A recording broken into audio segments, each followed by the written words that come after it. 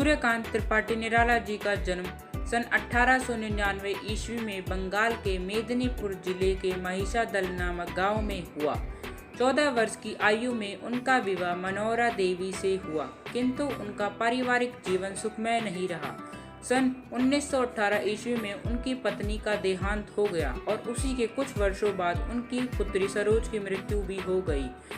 सूर्यकांत त्रिपाठी निराला द्वारा कुछ प्रमुख रचनाएं जैसे परिमल, अनामिका, गीतिका, अधारणा, नए पत्ते, तुलसीदास आदि, उपन्यास जैसे अलका, अप्सरा, ध्रुव आदि, कहानी संग्रह जैसे लिली, सखी, चुतरी, चमार आदि। अब हम सूर्यकांत त्रिपाठी जी द्वारा रचित एक कविता पढ़ने जा रहे हैं जिसका नाम है अट नहीं रही है। अट नहीं रही है आभा फागुन की तन सट नहीं रही है। प्रस्तुत पंक्तियों में कवि ने फागुन के महीने की सुंदरता का बहुत ही सुंदर वर्णन किया है। होली के वक्त जो मौसम होता है उसे फागुन कहते हैं। उस समय प्रकृति अपने चरम सौंदर्य पर होती है और मस्ती से इठलाती है। फागुन के समय पेड़ हरियाली से भर जाते हैं और उन पर रंग बिरंगे सुगंधित फूल उग जाते हैं। इसी कारण जब हवा चलती है तो फूलों की नशीली खुशबू उसमें घुल जाती है।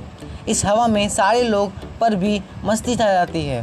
वो काबू में नहीं कर पाते अपने आप को और मस्ती में झूमने लगते हैं। कहीं सांस लेते हो, घर घर भर देते हो, उड़ने को नभ में तुम पर कर देते हो। आँख हटाता हूँ तो हट नहीं रही है। इन पंक्तियों में कवि कहते हैं कि घर घर में उगे हुए पेड़ों पर रंग बिरंगे फूल खिले हुए हैं। उन फूलों की खुशबू हवा में यूं बह रही है मानो फागुन खुद सांस ले रहा हो। इस तरफ फागुन का महीना पूरे वातावरण को आनंद से भर देता है।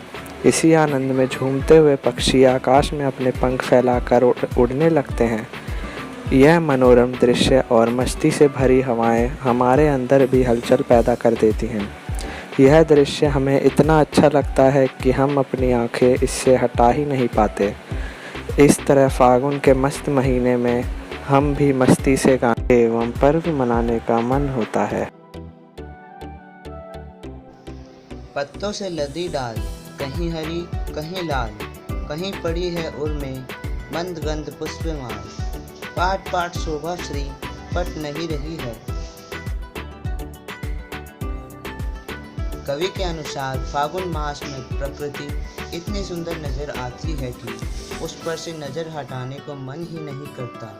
चारों तरफ पेड़ों पर हरे एवं लाल पत्ते दिखाई दे रहे हैं और उनके बीच रंग बिरंगे फूल ऐसे लग रहे हैं मानो पेड़ों ने कई सुंदर रंग बिरंगी मालाएं पहन रखी हो। इस सुगंधित पुष्पमाला की खुशबू कवि को बहुत ही मादक लग रही है। कवि के अनुसार फागुन के महीने में यहाँ प्रकृति में होने वाले बदलावों से सभी प्राणी बेहद खुश हो जाते हैं। कविता में कवि स्वयं भी बहुत खुश लग रहे हैं।